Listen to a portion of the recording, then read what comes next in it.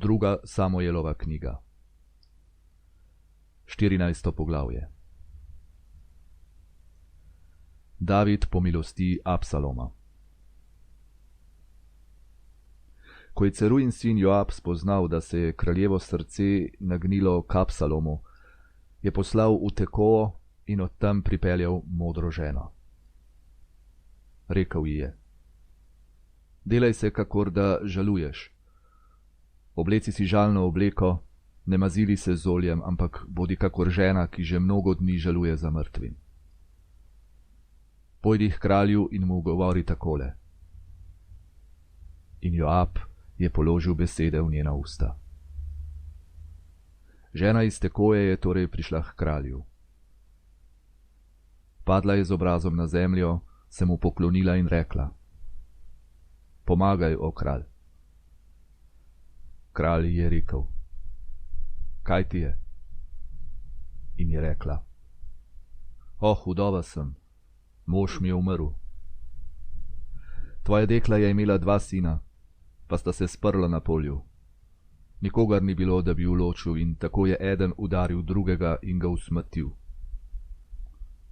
In glej, vsa rodbina se je vzdignila proti tvoji dekli in rekla: izroči njega, ki je ubil svojega brata, da ga usmrtimo za življenje njegovega brata, ki ga je ubil, in pokončamo tudi dediča.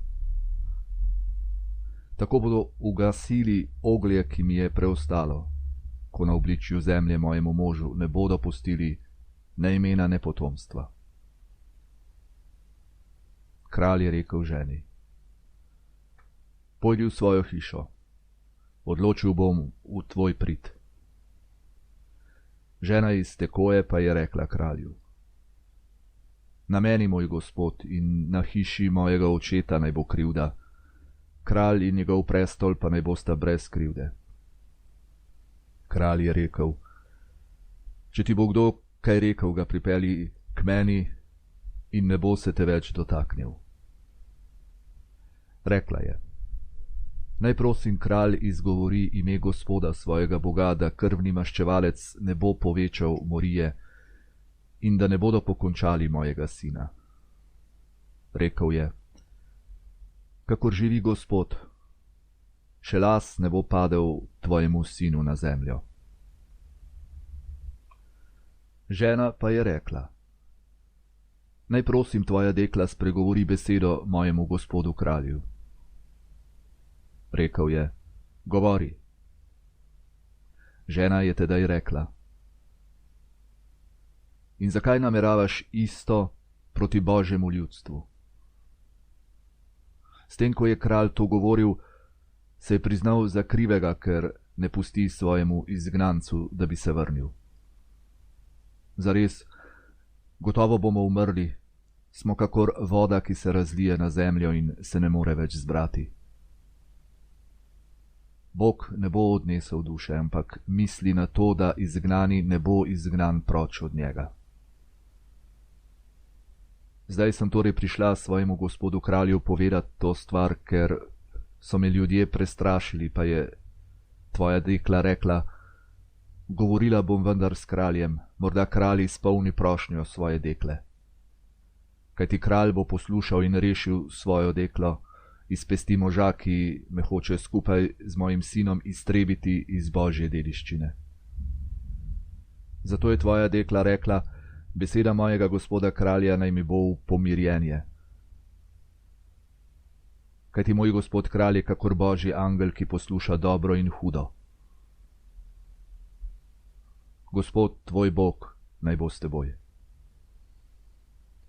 Kralj je odgovoril ženi in rekel: ne prikrivaj mi ničesar, kar te vprašam.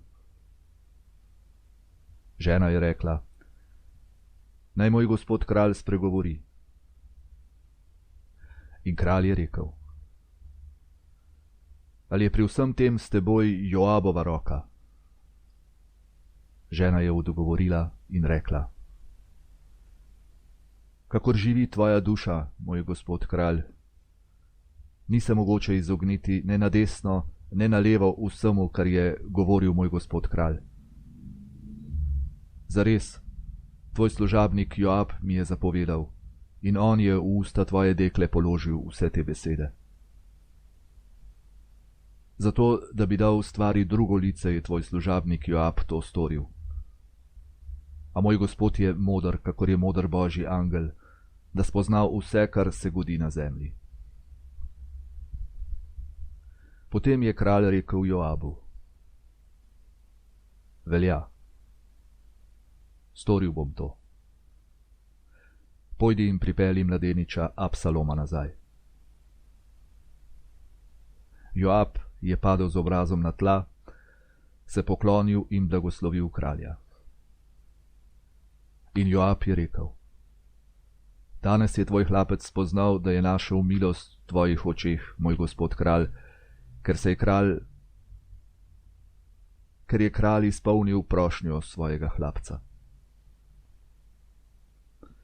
Potem se je Joab vzdignil in šel v Gešur ter pripeljal Absaloma v Jeruzalem. Kralj je rekel: Naj se umakne v svojo hišo, mojega obličja pa ne sme videti. Absalom se je umaknil v svojo hišo, kraljevega obličja pa ni videl.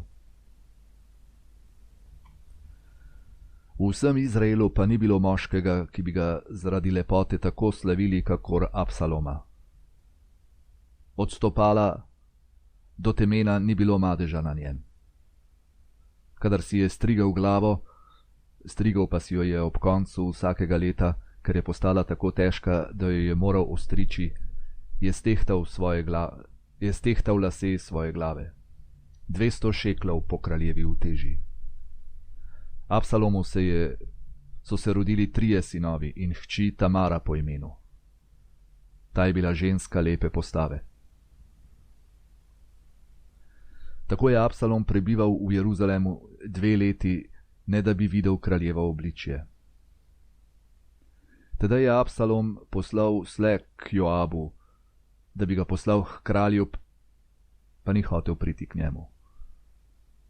Poslal je še drugič, pa ni hotel priti. Tedaj je rekel svojim hlapcem: Vidite, Joabova njiva je poleg moje. Ječmen ima tam. Pojdite in jo zažgite z ognjem. In Absalomovi hlapci so zažgali njivo z ognjem. Tedaj je Joab vstal, prišel k Absalomu v hišo in mu rekel: Zakaj so tvoji hlapci zažgali mojo njivo z ognjem? Absalom je rekel Joabu: Glej, poslal sem ti sporočilo. Pridi k meni, da te pošljem k kralju z besedami: Čemu sem prišel iz Gešurja? Boljše bi bilo zame, da bi bil še tam. Zdaj pa bi hotel videti kraljevo obličje, in če je krivda na meni, naj me usmrti.